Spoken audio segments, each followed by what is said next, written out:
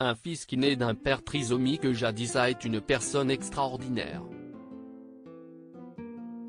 Bien qu'il souffre du syndrome de Down, lui et sa femme, qui n'est atteinte d'aucun problème génétique, ont tous deux décidé d'avoir un enfant.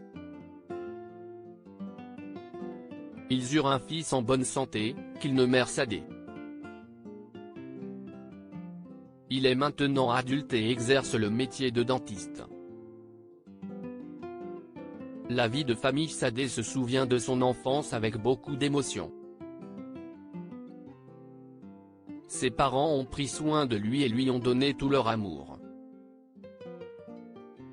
Il mentionne que Jad était et est toujours un père formidable. Cela ne m'a pas empêché d'être élevé avec plus d'amour et d'attention qu'il n'est possible de l'imaginer. Grâce à lui, j'ai grandi avec une force émotionnelle et j'ai réalisé tout ce que j'avais prévu de faire. Si je pouvais choisir un père, je n'aurais aucun doute, je le choisirais, a-t-il affirmé. Le travail d'un père trisomique pour son fils Jad voulait que son fils reçoive une bonne éducation. Alors il a travaillé dur et a économisé de l'argent pour que Sadé puisse aller à l'université.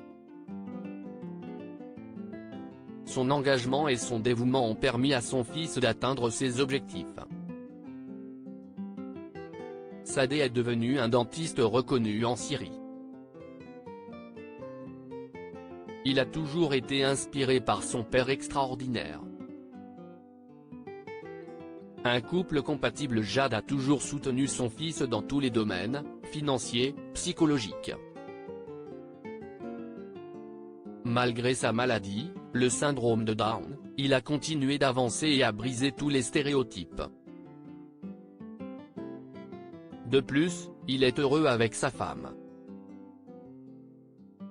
Sadé admet que ses parents sont des gens simples et généreux.